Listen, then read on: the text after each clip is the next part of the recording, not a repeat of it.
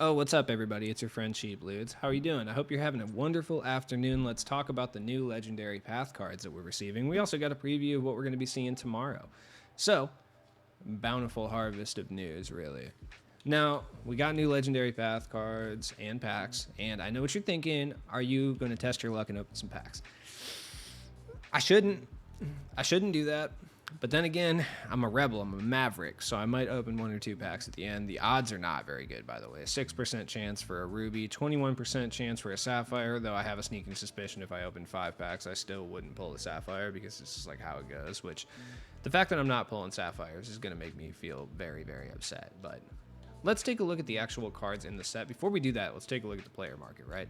The cards are all different prices for some reason. Like, looking at the initial 2K day set, like, and even the initial legendary path, like, all the cards are a uniform price, like, which, say what you will about the prices, because I think they are a little high still for sure, and 2K needs to work on that, but at least they're uniform. Now it's like, no, we're gonna make different cards different prices. Like, Amari is 7,000 over the like standard 70K, and then like Steven Jackson is 7,000 under it. Kind of confused there. And then like Daryl Dawkins is more than the other sapphires, but then Gus Williams is way cheaper, and then Del Curry's like way more expensive for some reason. And then, you know, Coutinho's normal emerald, but then like Matt Barnes is 9,100, and then like Nick Anderson is normal, and then like Damon Jones is more expensive than the other golds. It just like doesn't make any sense. Derek Coleman's like 4,900, which he's worth that, by the way. I'm going to talk about each of these cards individually real quick, but spoiler, Derek Coleman's worth it. So looking at the set, and by the way, I've seen people say that like this set is like way better than the other one. I don't agree with that sentiment in any way, shape, or form. I think this set from the top is better. Like, the rubies and the sapphires are better than the Devin Booker set, but I think the emeralds and the golds are better in this set, so it's like whatever. But so far, power scaling has been kind of chilled out a little bit. Like, we haven't seen like a way overpowered card in this set, which is good, right? How long are they going to keep that up? That's an excellent question. Honestly, probably not that long. Really, we're probably going to see like an overpowered card in the near future, really. So, let's take a look at it. Jarvis Hayes. On current gen, he's actually pretty good because he's got the Rudy base we all know and love, right? On next gen, this release is trash, though. I don't know what release they gave him on next gen, but it sucks. Like, I've seen people say that it's the worst release of all time. Okay, relax, pump the brakes. A lot of reactionary stuff goes on Twitter. People just start popping off trying to get those engagement numbers.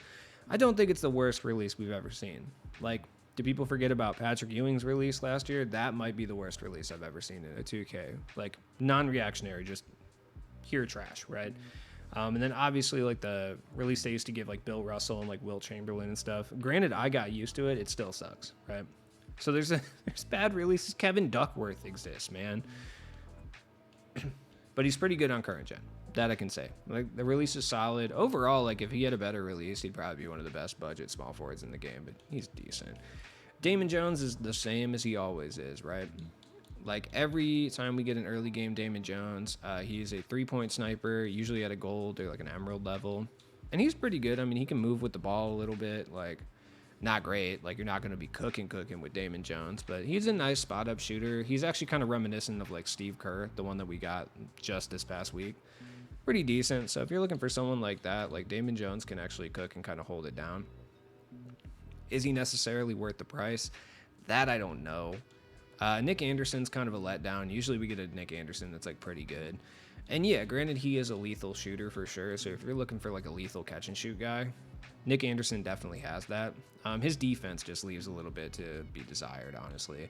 And he's not going to handle the rock really. Like, a 70 perimeter defense, honestly, I feel like is disrespectful. They couldn't have given him like a 79 or an 80. I know Nick Anderson wasn't traditionally like the best defender, but he was like a very passable defender. I feel like he's better than a 70 perimeter defense. That's just me, though.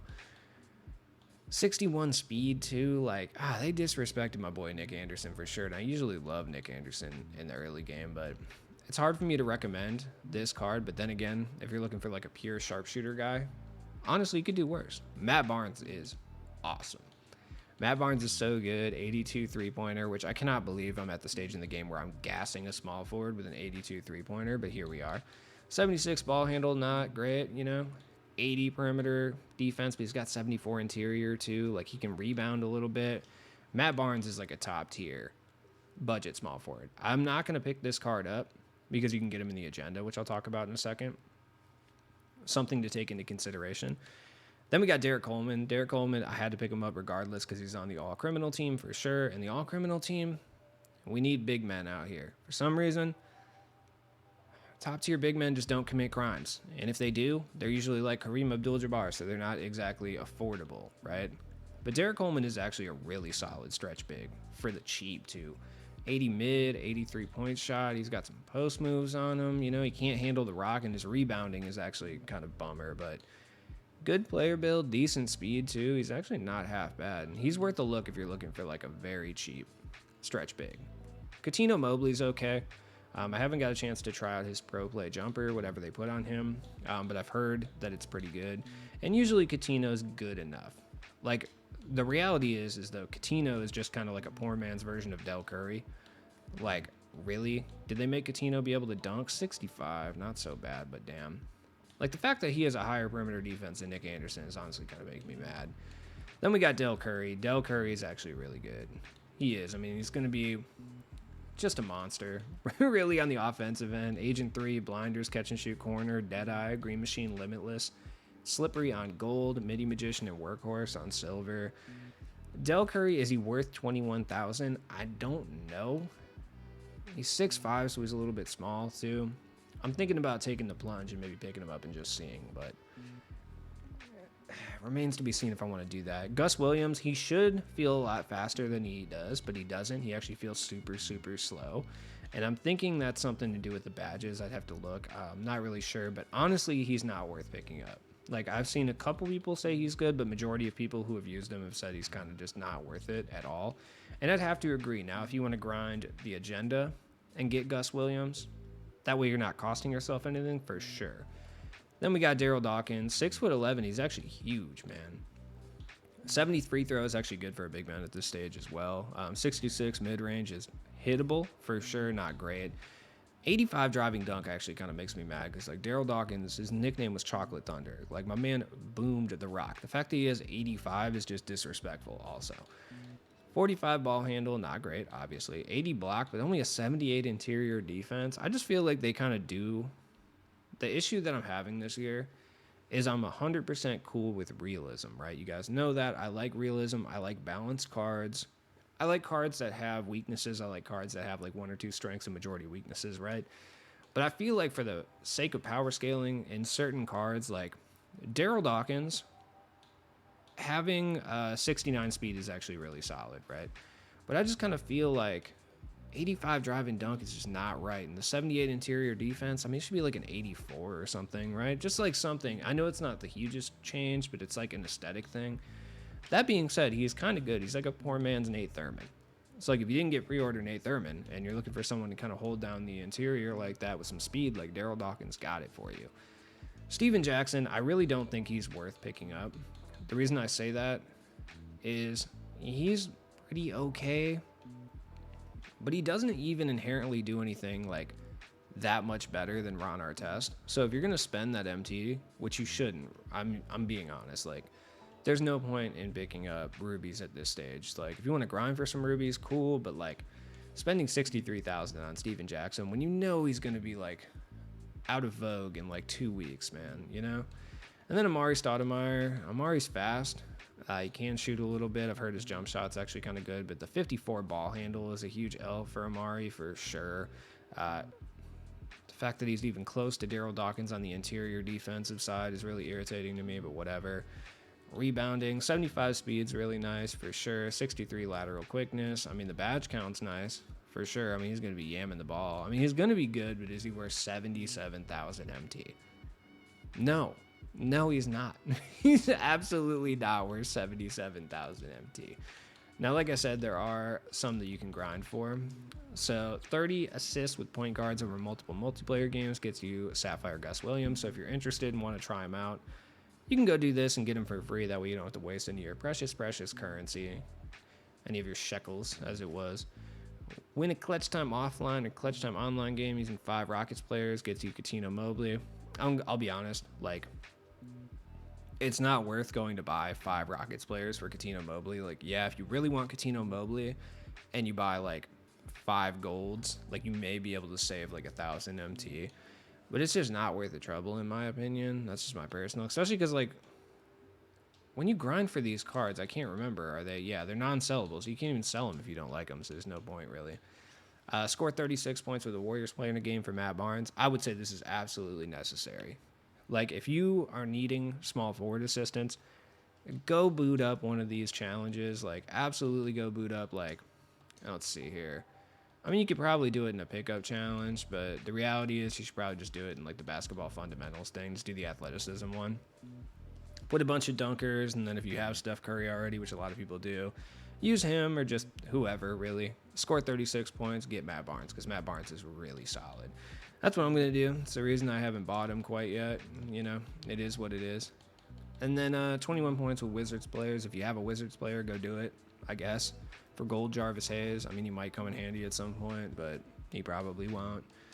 I don't know. So tomorrow, we're actually getting something very interesting. So we're getting our summer standouts. They're coming to agendas and player market. So you're going to be able to buy the cards in the player market, and you're also going to be able to grind for them. But it doesn't state if you are able to grind for all 3 of them or not, because we're getting Jabari Smith, 87 overall, Sam Merrill, 87 overall, and Cam Whitmore. So, being that pro play is a thing and we don't particularly know the jump shots for a lot of people, I'm going to go test all 3 of them out at the current moment. Of course, they want me to use Jalen Duren, is it? I don't know. I always get him mixed up. So we'll start with Jabari Smith. Jabari Smith should be good. I mean, the player build's relatively good. He doesn't look quite as big as last year, though. The jump shot's not bad. I actually preferred his jump shot, his like mocap jumper from last year, though, I think already. But it's solid enough. Like, it's decent. I think I'm using set release right now. I don't know. I've switched my jump shot like 8 times. I'm just trying to figure out what's best for me, really. And, I mean, it's pretty good. It's got a pretty defined point of release. Like, it should be a little bit more difficult to contest. I mean, he should be able to shoot a little bit, too. Like, I'm sure he'll have a high 3 ball. His defense is going to be mainly the issue, I think. But he should be pretty good. Is he going to be worth the, I'm guessing, astronomical price point that he's going to be at? Probably not. But the jump shot's really clean, actually. Like, now that I've gotten more time to use it, yeah, this is pretty nice. I like this. So let's switch over to Cam Whitmore, who we're also getting. I mean, the player build, he looks about as big as Jabari. The jump shot, not quite as smooth, I'll be honest. Like, it's a little bit slower. It's a little bit more awkward, for sure. It kind of reminds me of Larry Johnson's jumper a little bit with the timing. It's not awful. It just takes a little bit to get used to.